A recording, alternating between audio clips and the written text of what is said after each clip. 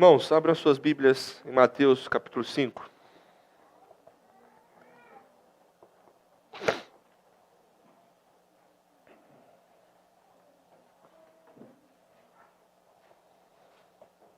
Mateus capítulo 5, é o nosso texto de hoje, especificamente o verso 4. Nós vamos fazer um pequeno desvio da nossa série de mensagens da manhã em 1 Pedro, mas não estamos totalmente alheios aos temas de 1 Pedro que temos trabalhado. A gente tem visto sobre sofrimento, a gente tem visto sobre injustiças e sobre crentes que sofrem pelo pecado e pela maldade do mundo. E esses temas estão presentes aqui também, no texto de Mateus, capítulo 5, verso 4. Então a gente vai ver esse pano de fundo e outras verdades também aqui nesse texto.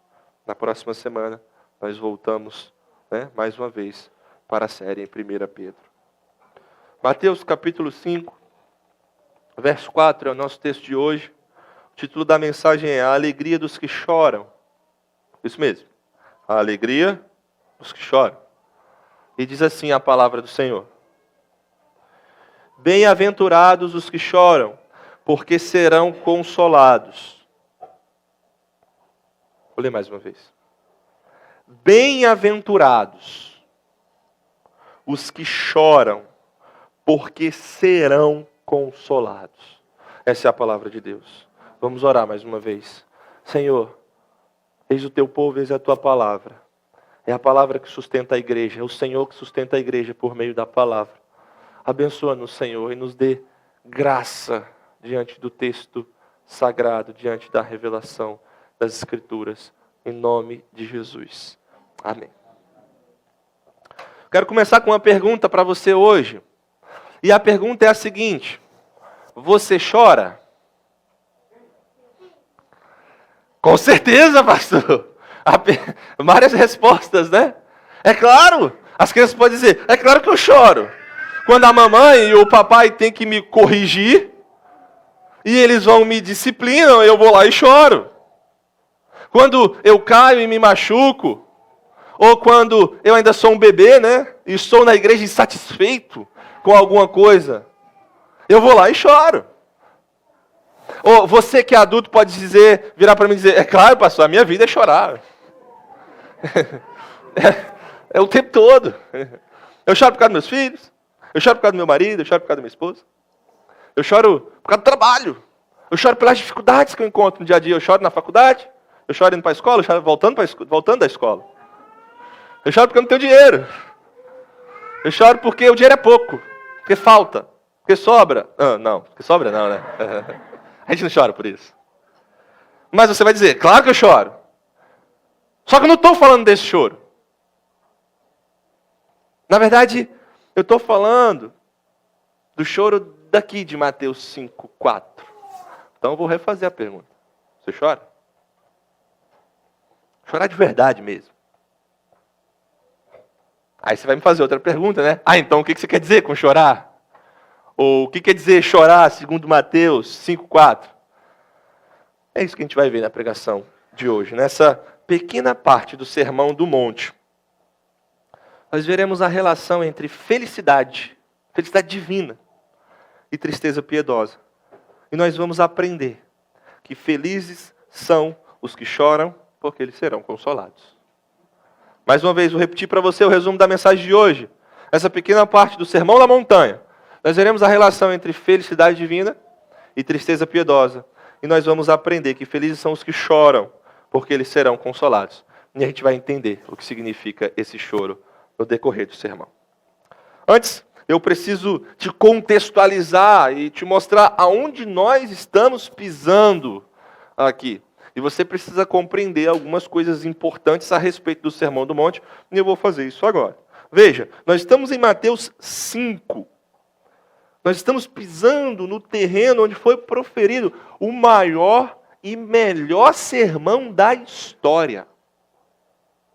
Estamos no contexto daquilo que ficou conhecido, ficou famoso como Sermão do Monte. Aqui no seu livro, Mateus traz 5 grandes discursos de Jesus. O livro de Mateus, você pegar um esboço do livro, você vai ver que Mateus traz para nós 5 grandes discursos de Jesus. E aqui, esse evangelista nos apresenta o primeiro deles. É um discurso grande, bem trabalhado e bem profundo, e que abrange os capítulos 5 a 7. Então esse é o primeiro grande discurso do livro de Mateus, Sermão do Monte, desde o capítulo 5 até o capítulo 7. E Mateus quer nos fazer ver que Jesus está nos apresentando nesse discurso a lei do reino. Isso é muito importante. Se você não sabe, você vai estar sabendo agora que o propósito do livro de Mateus é mostrar que Jesus é o Messias. Messias. Essa palavra é importante. Jesus é o Messias prometido no Antigo Testamento e que agora veio no tempo do Novo Testamento. E Mateus aqui, nesse sermão, nos apresenta Jesus como um segundo Moisés. Mas muito maior do que o primeiro, aquele que sobe no monte para entregar a lei do reino. É isso que Mateus está nos apresentando. E se no Monte Horebe, ou Monte Sinai, aquele lugar onde Deus deu as tábuas da lei a Israel, aquele lugar onde ninguém podia se aproximar, e a montanha tremia, porque Deus aparecia ali em trovões e relâmpagos, fazendo o povo estremecer de medo. Se existia aquele lugar lá no Antigo Testamento, agora nós temos esse monte aqui, onde Emanuel, Deus conosco, ensina graça e verdade, e onde todos podem encostar e aprender dele. Mateus está nos fazendo ver esse contraste e essa semelhança aqui no seu texto. Nos versos anteriores, o evangelista já tinha descrito o resumo da mensagem de Jesus, que era assim: arrependam-se porque é chegado o reino dos céus. Agora, o que ele está fazendo aqui a partir do capítulo 5 é expandir a mensagem de Jesus e mostrar as implicações do reino, desse reino que Jesus estava falando. Esse era um reino que foi inaugurado pelo ministério terreno de Jesus, e a ética desse reino, exposta no Sermão do Monte, era imediatamente aplicável aos discípulos. Era algo que deveria fazer parte da vida dos seus discípulos. E Mateus chama atenção a essa urgência e essa aplicação aqui.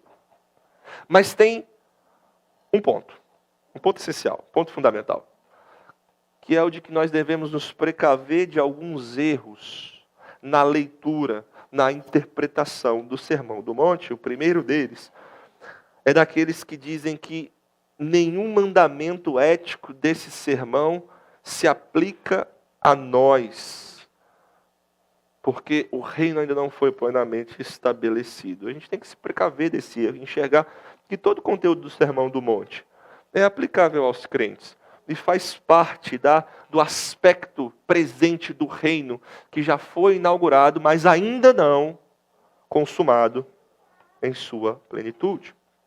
Nós também devemos nos precaver do erro daqueles que olham para o Sermão do Monte e diz que Jesus está proferindo palavras aqui que são impossíveis de serem praticadas. Tem gente que vai olhar para o Sermão do Monte e vai falar: não, isso aqui é muito difícil.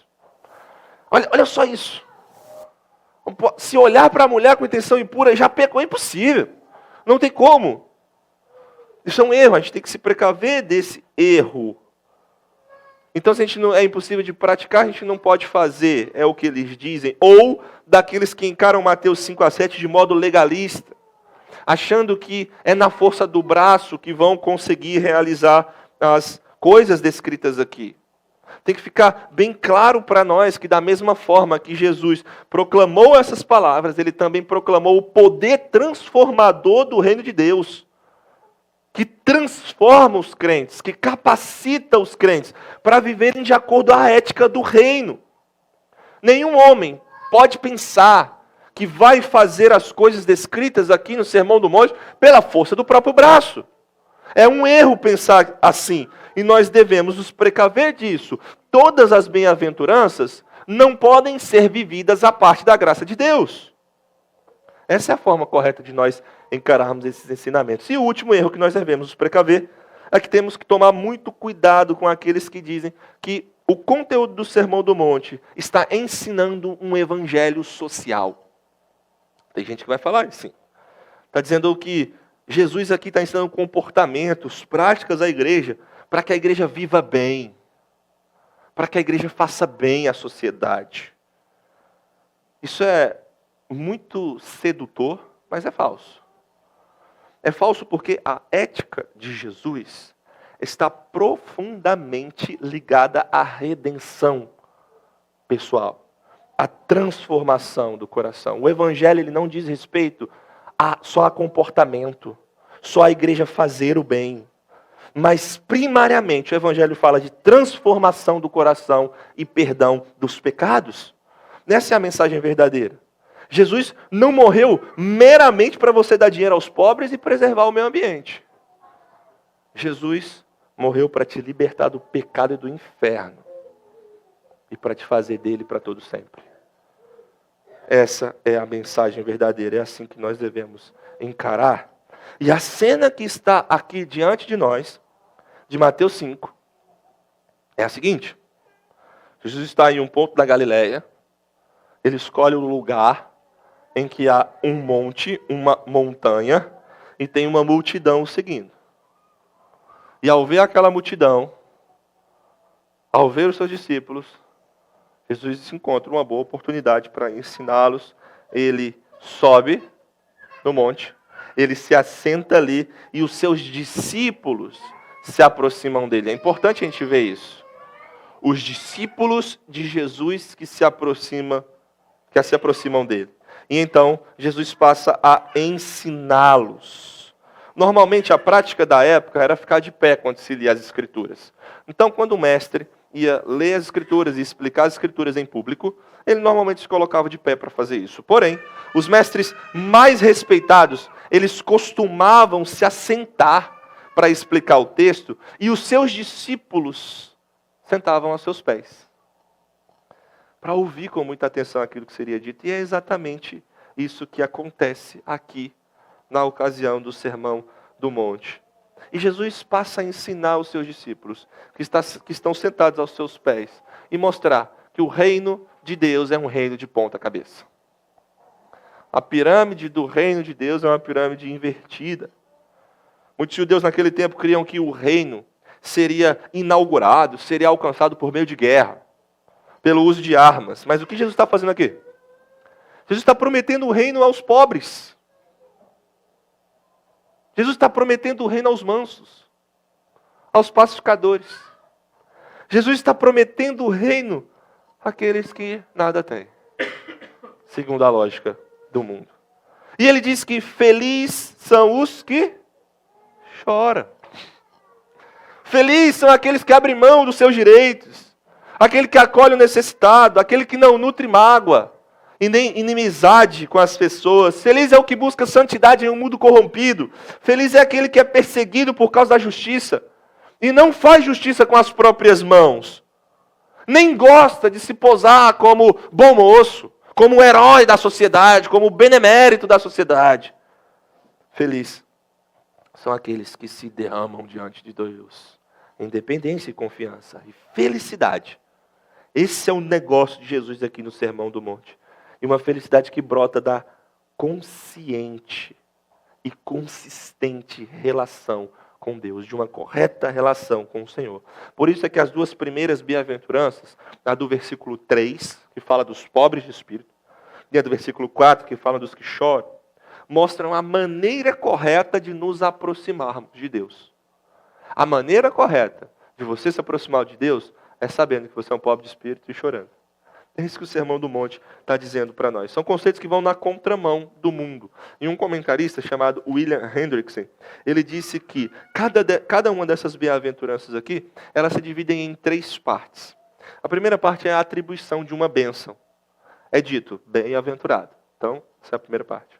A segunda parte é a descrição da pessoa a quem se atribui a bênção, do caráter e da condição da pessoa. Então nós vemos, bem-aventurado os pobres de espírito. Bem-aventurados que choram. É isso que ele está querendo dizer. E por fim, é declarada uma razão da bem-aventurança. Por que os que choram são bem-aventurados? Porque eles serão consolados. Essa é a lógica de Hendrickson. E nós vamos nos beneficiar dessa repartição feita por ele para analisar melhor essa bem-aventurança, o nosso texto de hoje, seguindo essa lógica. Eu dividi o sermão em 3 partes. Na primeira, nós vamos ver a atribuição da bênção. O que é ser bem-aventurado? Na segunda, nós vamos ver o caráter e a condição daquele que é abençoado. No caso, os que choram. E vamos responder a pergunta, como é que eles são felizes? Como que alguém pode chorar e ser feliz ao mesmo tempo? E por fim, nós vamos ver a razão da bem-aventurança. Por que os que choram são bem-aventurados? É essa a estrutura que nós vamos seguir no nosso sermão de hoje. Vamos à primeira parte, a atribuição da bênção. O que é ser bem-aventurado? Vamos ler de novo o texto? Prometo que vai ser rapidinho. Olha aí. Bem-aventurados os que choram, porque serão consolados.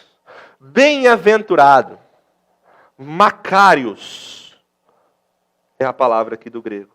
Vira para o irmão que está do seu lado e fala, Macários. Já sabem grego aí. Ó. Significa literalmente feliz, abençoado, afortunado, beatífico. Bem-aventurado é uma palavra comum na literatura do Antigo Testamento. E com certeza Jesus tem em mente o significado que é empregado ali. No Salmo 1, nós temos, bem-aventurado é o homem. E aí nós temos toda a descrição daquela bênção.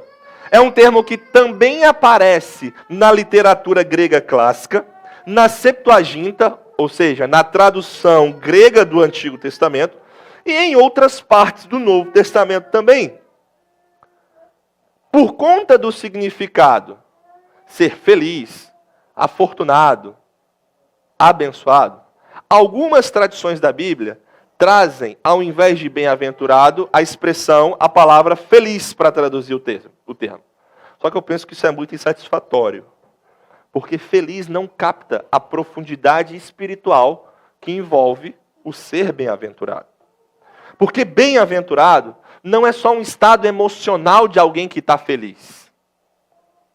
Bem-aventurado não é só aquela alegria. Não é só estar alegre ou estar feliz. Bem-aventurado inclui um bem-estar espiritual. Sim, você está feliz, mas é algo baseado na aprovação de Deus. É algo divinamente concedido. E se é algo divinamente concedido, é pertencimento só dos crentes. Só dos fiéis. Isso que bem-aventurado quer dizer. No Novo Testamento, Macários, essa palavra, é geralmente escrita sem expressar quem está abençoando. Percebe? Bem-aventurados os que choram, porque serão consolados. Quem é que está abençoando essas pessoas aqui? Não é dito no texto explicitamente. Só que isso é de propósito. Porque essa é uma palavra que esconde um sentido por trás dela. É um hábito estilístico, né? Um hábito da língua, que expressa uma reverência pelo nome de Deus, mas com certeza, todos os leitores que veriam essa palavra, Macários aqui, saberiam que Deus é aquele que está abençoando ou favorecendo a pessoa. Ser bem-aventurado é algo que Deus faz por alguém. Você não pode fazer por si mesmo. O seu irmão não pode fazer por você. Só Deus pode fazer por você. A graça de Deus é quem faz isso. E tem que estar debaixo da aprovação de Deus. Essa é a primeira coisa que a gente precisa entender.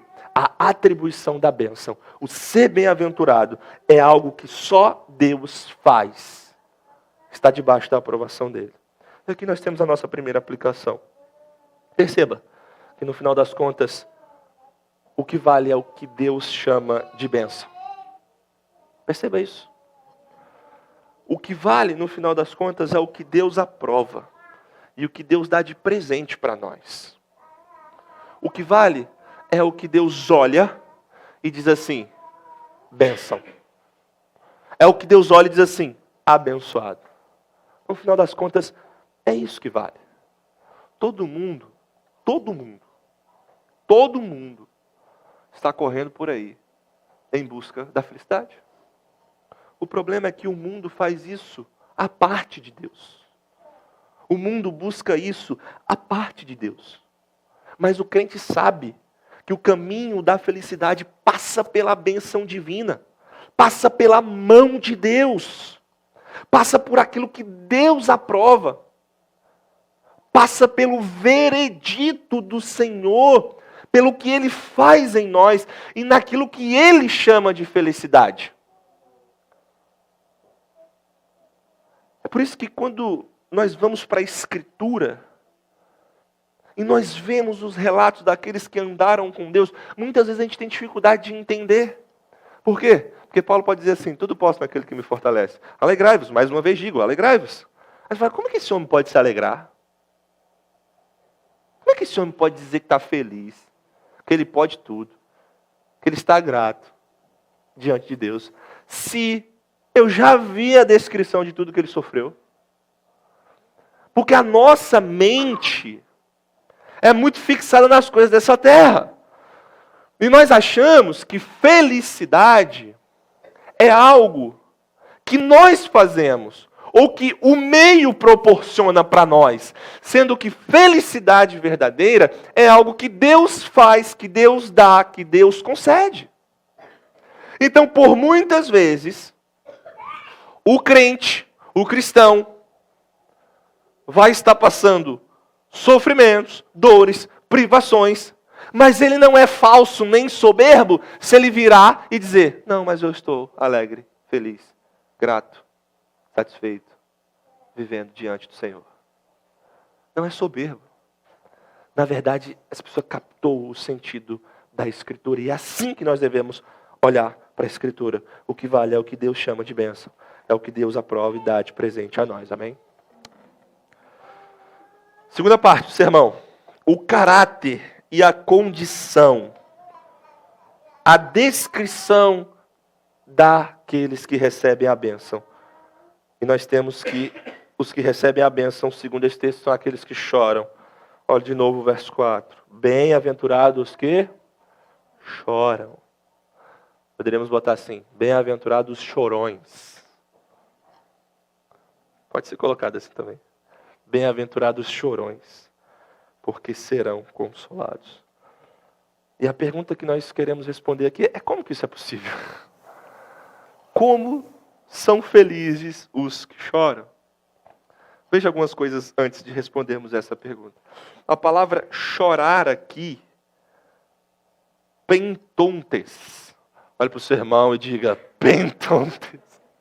Vai treinando a pronúncia. Pentontes do grego. E por que eu estou falando isso? Porque esse termo é o termo mais forte da língua grega para denotar dor e sofrimento. Então, não é uma palavra chorar comum. É o termo mais forte da língua para dizer, para denotar dor e sofrimento. Ela é muito utilizada para descrever a morte de um ente querido, alguém que você ama muito. Daí capta a dor e o sofrimento que a palavra quer exprimir. Carrega a ideia de algo que emana do coração, que toma conta da pessoa e que se manifesta exteriormente. Mas a pergunta primeira aqui é, por que essas pessoas estão chorando? Porque pessoas choram por muitas coisas, não é? A gente viu isso no início, né? A gente chora por enfermidade, por dor, por luto, por perda material, por orgulho ferido, por ficar sem serviço, por namoro rompido, por muitas outras coisas.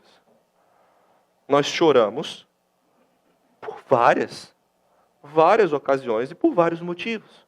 Mas no contexto do Sermão do Monte, o que se tem aqui é um choro diferente. Não é um choro de remorso, não é um choro de desespero, não é um choro por não ter coisas ou por perder coisas que se tinha. Não é um choro disso.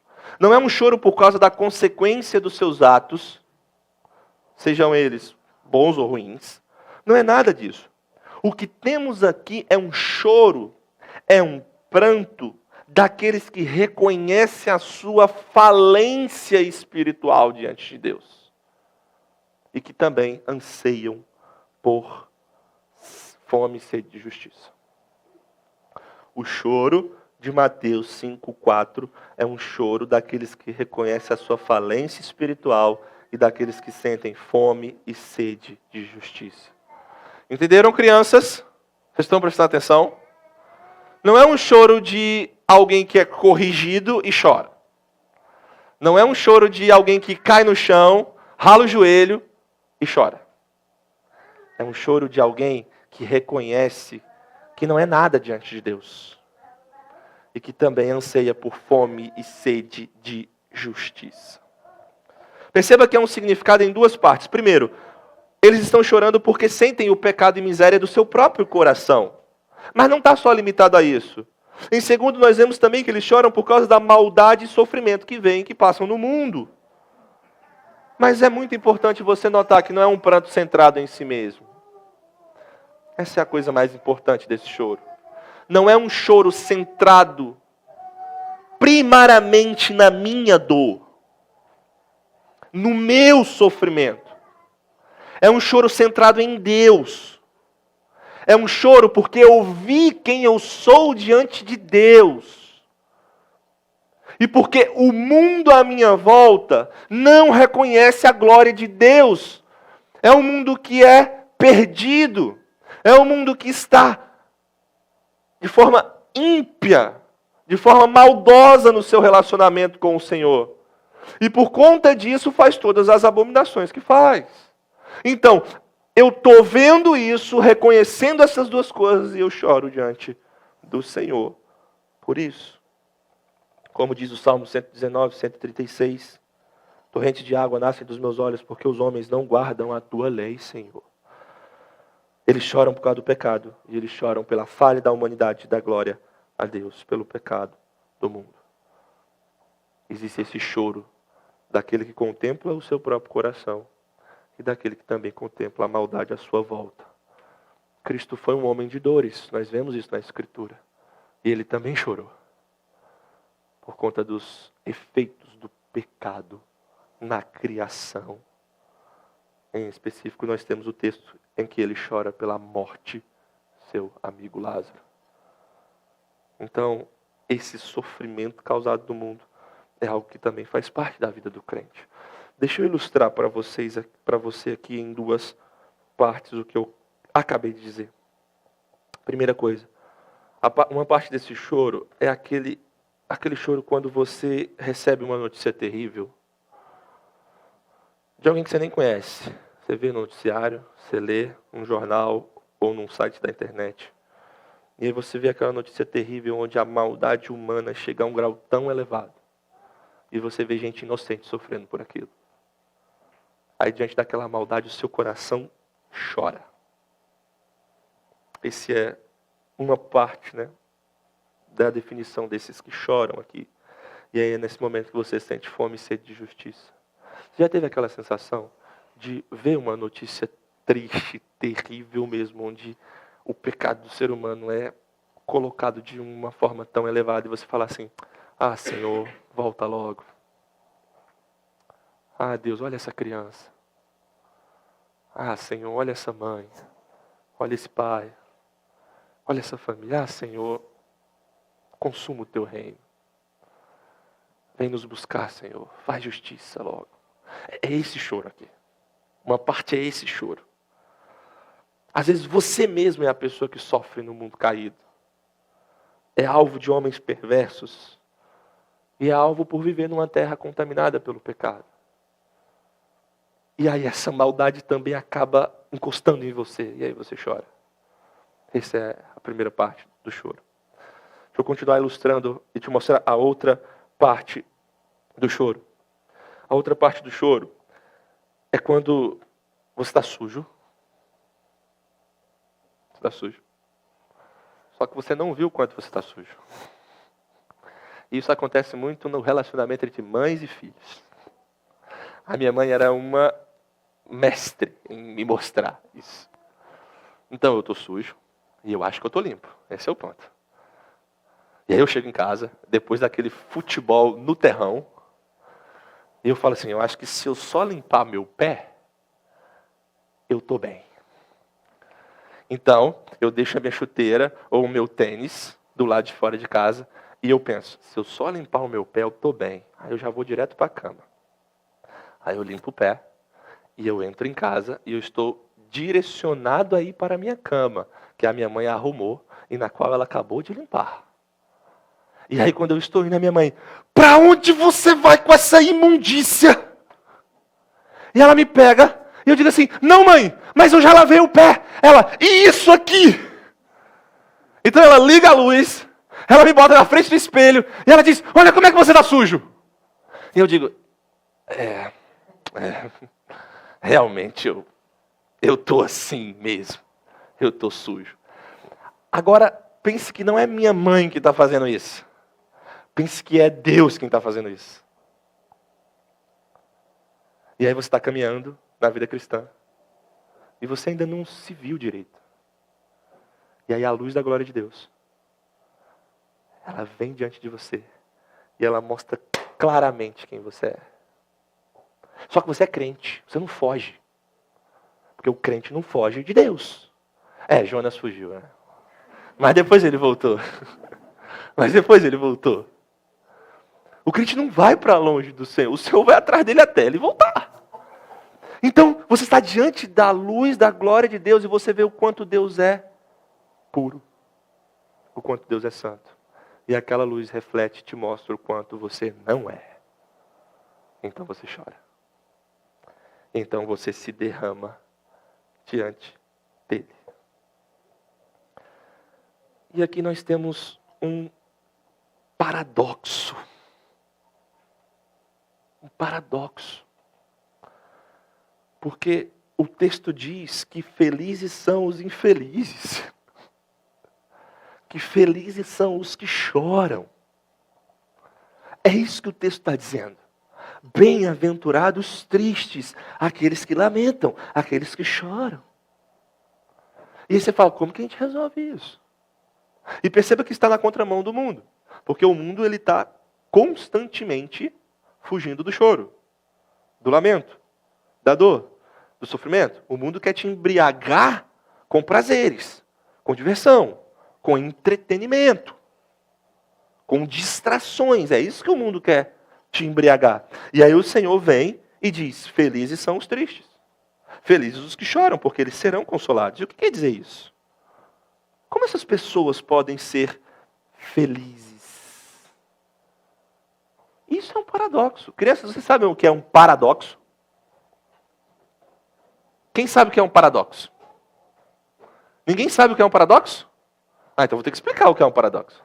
Vocês podem perguntar ao pai e à mãe de vocês, né? Mas eu vou explicar o que é um paradoxo.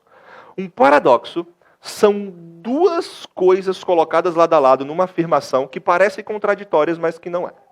Por exemplo, se eu falo assim para vocês, quando você for o menor, aí você será o maior. Isso é um tipo de paradoxo. Aí você fala, mas Pastor Jantes, você falou que eu tenho que ser o menor, e aí você está falando que quando eu ser o menor, eu vou ser o maior? É exatamente isso. Ou então, se eu virar para você e falar assim, quando você perder, é aí que você vai ganhar. Agora não. Quando eu perder, eu vou ganhar. É exatamente isso. É uma afirmação que parece ser contraditória, mas que faz todo sentido. E na fé cristã, na Escritura, nós temos vários paradoxos. Por exemplo, o cristão ele é cidadão do céu, não é? Sim ou não, igreja? Mas ele mora onde? Na terra. Ele mora na terra. O cristão é alguém que não tem nada, não é? Mas ao mesmo tempo é alguém que tem tudo. Porque tem o Senhor. E aí você fica, é ou não é? Não, são as duas coisas ao mesmo tempo. A vida cristã, ela é marcada por alegria, não é? Mas aqui diz também que ela deve ser marcada por tristeza, por choro. Como que a gente entende essas coisas? Como a gente resolve o paradoxo? Como que a gente resolve a aparente contradição? Deixa eu explicar isso para você. Se você é um crente, de verdade, você sabe que você precisa cultivar santidade na sua vida, não sabe? Mas como você cultiva santidade na sua vida sem cair no legalismo? A resposta da Bíblia é que você cultiva a santidade sem cair no legalismo quando você também cultiva um relacionamento correto com o Senhor. Quando você tem uma intimidade com o Senhor. E quanto mais próximo você estiver do Senhor, e quanto mais a luz da glória do Senhor refletir em seu coração, e mais você vê o seu pecado, e o pecado ao redor de você, você é conduzido às lágrimas. E então você chora. Só que você não fica só no choro. Porque esse não é o choro de Judas. Ou o choro de Esaú. Esse não é um choro daqueles que resolvem, solucionam o problema correndo à parte do Senhor. Esse é um choro daqueles que derramam as suas lágrimas e vão direto para o Senhor. Chorar, derramar lágrima e não correr para o Senhor, não vale de nada. O choro do crente é o choro daquele que está triste e que percebeu o seu pecado e miséria e o pecado ao seu redor, mas que ele vai para Deus. E quando ele vai para Deus, o que brilha mais do que o seu pecado? A glória de Cristo. E a glória de Cristo o invade e diz assim: é em mim que você tem que ser satisfeito. E então você fica alegre. E a alegria de Deus te preenche. E agora você está chorando e alegre ao mesmo tempo. Você está feliz e chorando. É assim que a Escritura nos diz que é. Sabe quando alguém se converte e é inundado pela glória de Deus? E aquela pessoa enxerga o seu pecado de um jeito que ela nunca viu na vida. E ela está quebrantada.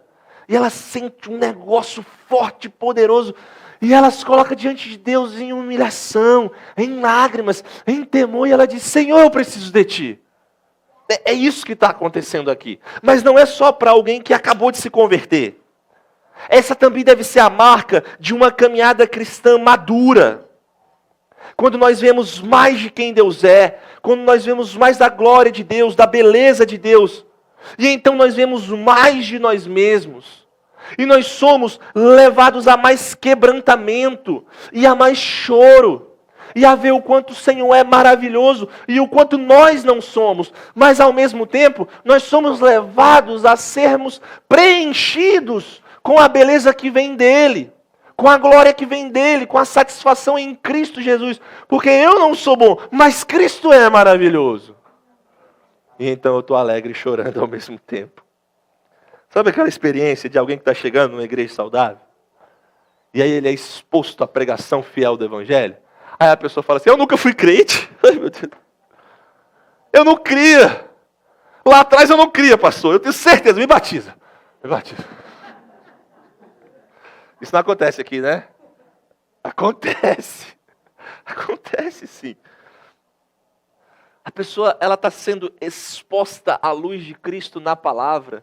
E ela fica maravilhada, quebrantada. Ela chora. E ela pensa que ela nunca foi crente na vida dela. Aí ela vira e fala assim: ai, pastor, sabe que eu tenho dúvida? Que agora eu entendo o Evangelho melhor. É isso mesmo. Agora você está entendendo o Evangelho melhor. Você está recebendo mais luz. E aí você está vendo o quanto você está sujo. Você está vendo o quanto você precisa ser limpo. Porque a luz da glória de Deus brilhou em você. Mas não necessariamente significa que você não foi crente lá atrás. E essa é a caminhada cristã. A cada momento que você caminha mais, você vai ver mais do Senhor. Quando nós somos imaturos, legalistas e orgulhosos, nós não nos vemos como nós realmente somos. Essa é a aplicação número 2 desse ponto. E nós precisamos chorar. Nós precisamos chorar diante do Senhor. Precisamos estar tão perto do Senhor que a gente consiga enxergar quem a gente é e ser quebrantado de verdade.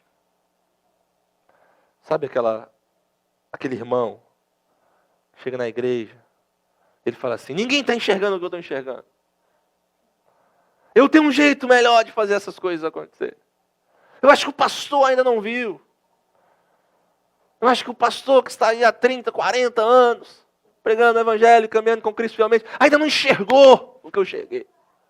E aí ele acha que ele tem um jeito melhor de fazer as coisas que ninguém mais tem. Ou aquele jovem que quer ser um grande pregador, e ele pensa que ele é um avivalista, e a igreja está perdendo por não ter ele pregando.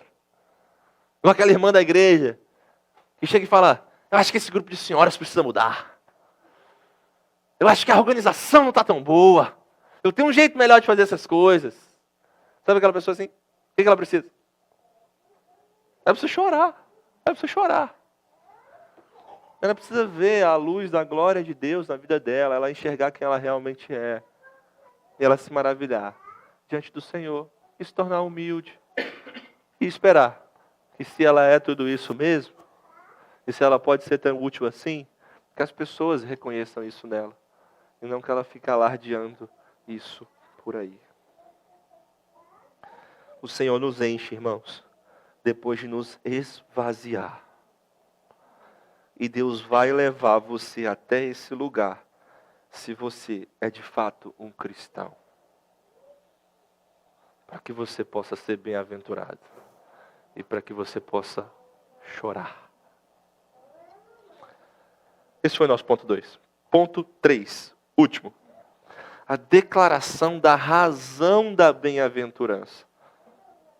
Por que que eles são abençoados? Por que que eles são divinamente felizes? Olha o texto. Bem-aventurados que choram, por quê? Porque serão consolados.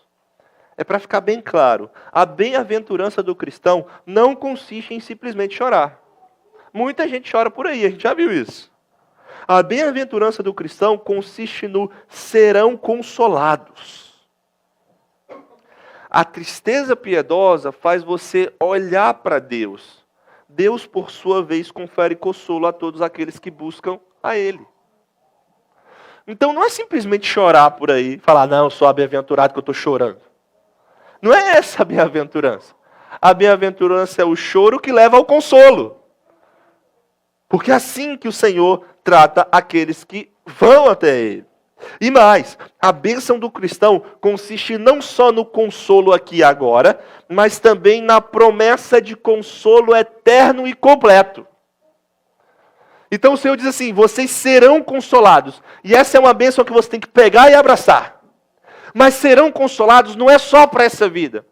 É uma promessa de que um dia nós seremos totalmente consolados.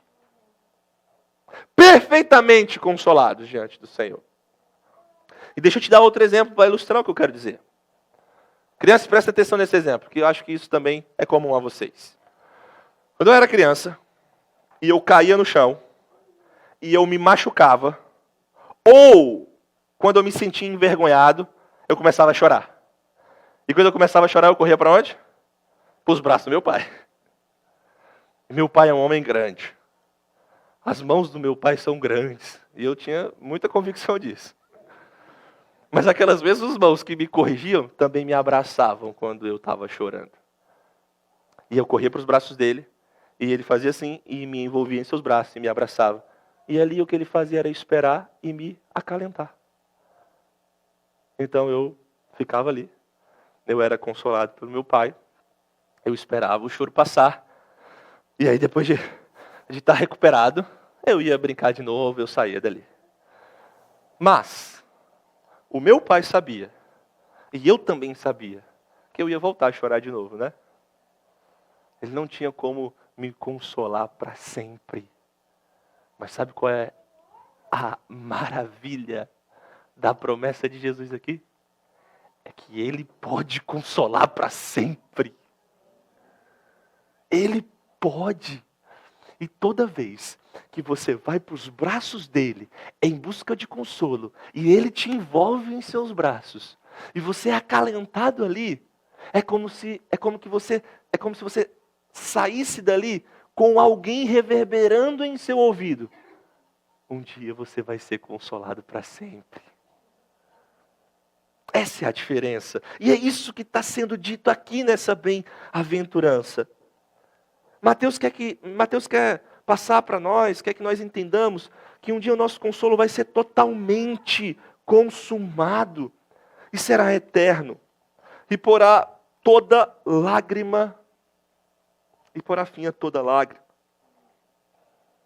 O cristão tem essa garantia. O cristão tem a certeza de que o próprio Senhor enxugará dos olhos toda lágrima, e não haverá mais dor e pranto. É isso que diz Apocalipse 21, versículo 4. Bem-aventurados que choram, envolve tudo isso. O consolo que o povo de Deus já tem agora, e que no dia final nós teremos completamente, é algo real. E é nisso que consiste a nossa bem-aventurança. Aplicação número 3 e última. O crente chora, mas ele sabe que é o Senhor que o consola. Essa é a nossa bênção. Os braços que nos envolvem são os braços do nosso Pai. E nosso Pai nos dá uma garantia. É por isso que o Catecismo de Heidelberg se expressou assim, na primeira pergunta e resposta. Qual é o seu único consolo na vida e na morte? Resposta. Que eu não pertenço a mim mesmo, mas pertenço de corpo e alma, tanto na vida quanto na morte, ao meu fiel Salvador Jesus Cristo. Ele pagou completamente todos os meus pecados com o seu sangue precioso e libertou-me de todo o domínio do diabo. Ele também me guarda de tal maneira que sem a vontade do meu Pai Celeste, nem um fio de cabelo pode cair da minha cabeça.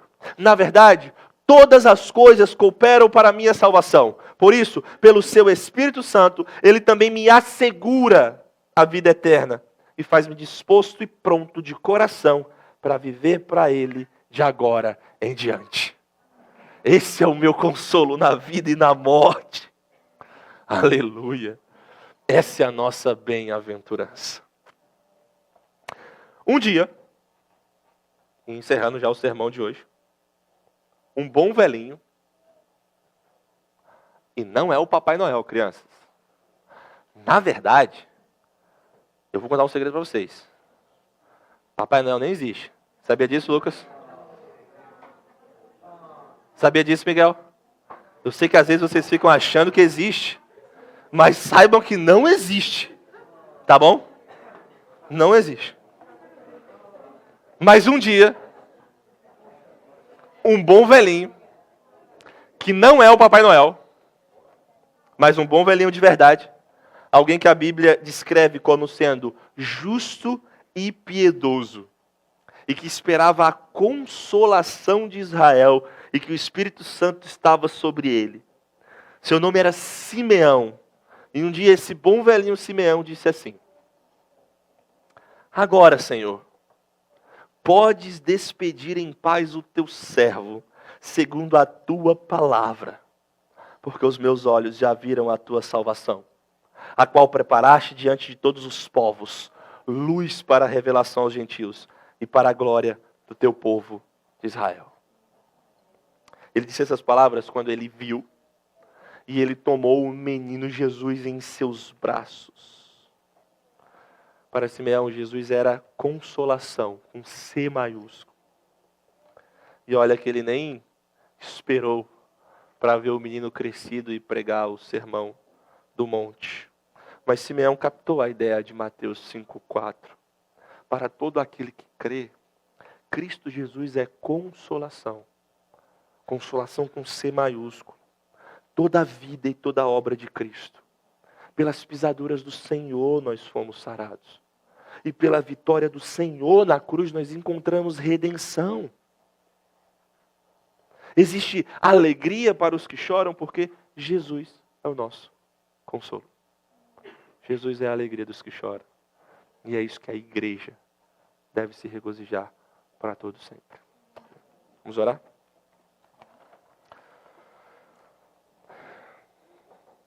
Nós te agradecemos, Senhor, por ser o nosso consolo. E nós te agradecemos porque o Senhor Jesus é a alegria dos que choram. Ah, Senhor, consola o teu povo, que sangra e sofre nesse mundo. Consola-nos também quando nós vemos a maldade do nosso próprio coração. Que a gente não pare aí, mas que essa visão nos faça correr para os braços do Senhor. Sim, nos teus braços há consolo. Louvado seja o Senhor por isso. Que que toda a terra, todos os povos, conheça a consolação do Senhor Jesus Cristo, nosso Salvador. Em nome de Jesus. Amém.